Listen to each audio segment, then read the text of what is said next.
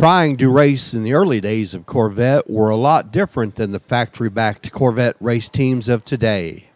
Back in the 50s and 60s, it was a brotherhood. It was a team of guys that it was almost like an old gypsy caravan moving up and down the West Coast. You know, we'd go from race to race and from track to track, and we would have to tow. You know, there'd be, you know, our massive organizations like two guys and a small dog, you know, and that was it. You know, we'd tow the car. Well, on the road, you'd always run across people, somebody maybe having trouble or you're having lunch with them. So this friendship developed between all of us. And probably the first time that I met Doug Hooper was at a race at Willow Springs in the either very late or 50s or early 60s. And Doug had a solid axle Corvette in 1957. Always had the number 119 on it. He was very aggressive, very, very good, very fast. The car worked well. Doug actually was my inspiration to get into Corvette racing. In early '61, my wife Kathleen talked me into buying a Corvette. And we started shopping around, and we found a beautiful '59 silver Corvette and bought it. And right after that, she noticed in the Los Angeles Times Classified a thing called pit stops that talked about club meetings and rallies and different events.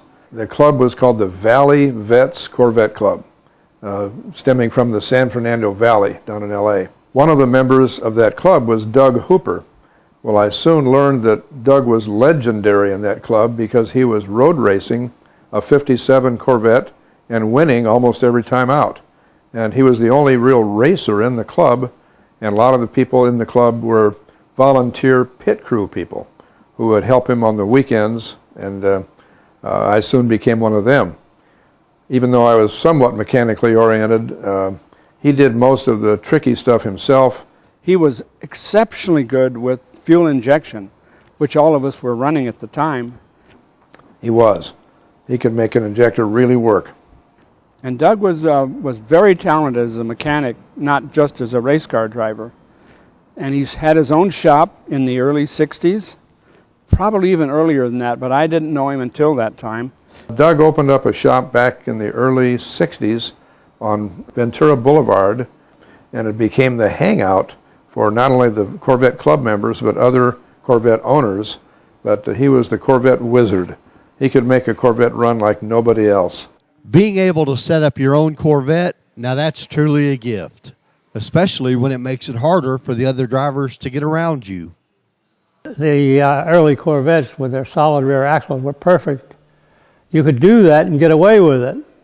And that's the only way you could get around a fast turn. So Doug set the car up so he could get it sideways, and I mean really sideways. So it made it extremely difficult, if not impossible, to get by him. Because he'd throw that car into a turn and grab it up with the steering wheel and get back on the power, you know.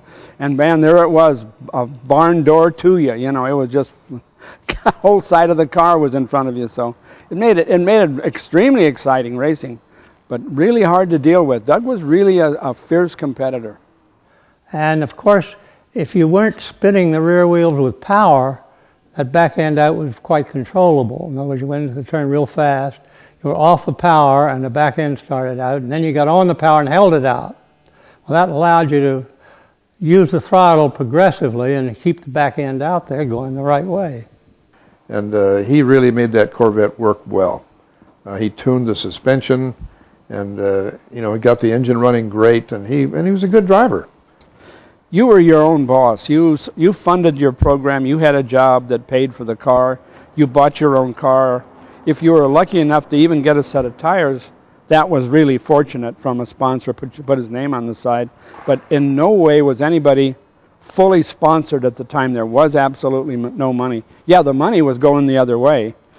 If it, you know, say for example, it cost us about maybe $2 or $3 grand a year to run a Corvette, that came out of your own pocket. There was nobody footing that bill. I remember we had an ad agency at that time specializing in racing stuff, and one of my customers was Hanson Chevrolet in West Los Angeles. I convinced Hanson to sponsor Doug Hooper, but it wasn't a huge amount of money, but whatever it was, it helped. Anything helps when you're a race driver without any major sponsors. During that same year, 1962, one of my other clients was Mickey Thompson. Mickey came to me one day and said that he had made a deal with Chevrolet to prepare a car for racing at the Los Angeles Times Grand Prix. It was the brand new Stingray. And Mickey came to me because he knew that I was involved with the Corvette racers like Doug Hooper, and Mickey had been racing all kinds of other types of racing, like, of course, drag racing, Bonneville racing, boat racing, and some other things that had nothing to do with sports car racing. And now he had been given this opportunity by Chevrolet to race the first Stingray. Doug had an awful lot of influence in the Corvette world. You got to know that he drove for Mickey Thompson in absolutely the first Corvette Stingray race, in the early 60s. I think it was 62. He won that endurance race over the Cobras for Mickey Thompson.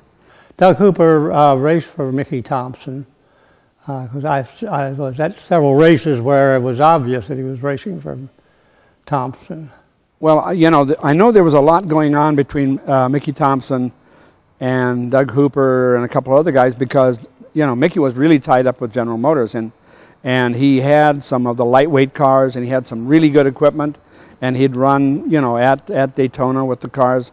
And I'm sure, although I didn't talk directly, I did a little bit with Doug, but I'm sure that there was some interest in going to Le Mans. Without a full-time ride, Doug kind of backed off his racing and focused on his second career. He was a reserve police officer for the LAPD. Well, in 1968, I became a Los Angeles Police Reserve officer, and I had told Doug what I was doing, but I hadn't really thought about trying to encourage him to get in it. But by 1969, when I graduated the police academy and was actually put out in the field working on the street, I told Doug how exciting it was to drive a police car and be out there as a police officer, and Doug liked the idea and asked me to introduce him to it, so I did. Doug was not only was a great racer and a technician, but I think a big part of his life, and I know he contributed greatly, was to be a reserve police officer. When you say Doug got out of racing, he actually didn't get out of racing. He left Mickey Thompson's crew, but he went back to racing his 57 and later models of the Corvette. I know back in 1980, I was publishing a magazine called The Auto Scene, and I sponsored Doug driving a Stingray in production racing then. So he never got totally out of it. For a while, when he first joined the police department, it was such a novelty for him that he used to spend most of his time, when he wasn't at his Corvette shop, driving a police car. Doug never really got out of racing. He drove other cars. He drove the Alligator, which was a sports racer. He drove all kinds of things. He was always there. I think that being a police officer, because Doug was a really good guy and kind of a free spirit, and he never had a problem having a good time. But I think the incredible disciplines it took in the face of adversity to be an officer contributed greatly to his ability to drive, because he could lift when he had to, and he didn't get crazy. He was very, very capable of making spot-on decisions, and I think an awful lot of that had to come out of the police work, the training, and the police work that he had. If you ask anybody who knows about Corvette racing, his name will come up right away, from way back in the beginning until recently. He only retired fairly recently. But also a lot of memories will come flooding back to him because he's been racing since the late 50s. So, that's what, almost 50 years of racing. So he's got a lot of memories. He's in more Corvette books and magazines than probably almost anybody else. And I think that this being inducted to the Corvette Hall of Fame is long overdue. He really belongs there. Well, he was first a nice guy out of the car, and some of them weren't. Yes, he was very outgoing and very kind, shall I say. Not arrogant like so many of the racers were. Doug was a man who really enjoyed life and still does to this day.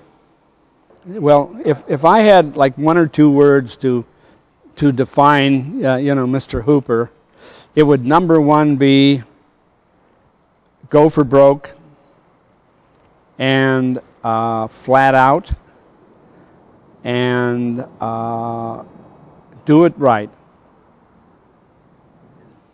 Doug is probably one of the top Corvette amateur race drivers in the country.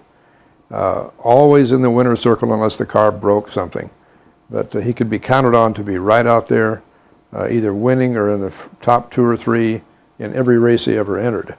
So he's very aggressive, whether he could have been that good in a different class like Porsche or something else, I don't know. I suppose a race driver can adapt himself to the equipment, but he was like made for the Corvette. He knew that Corvette in and out. He knew what it could do, what he had to do to make it work better, and he's just the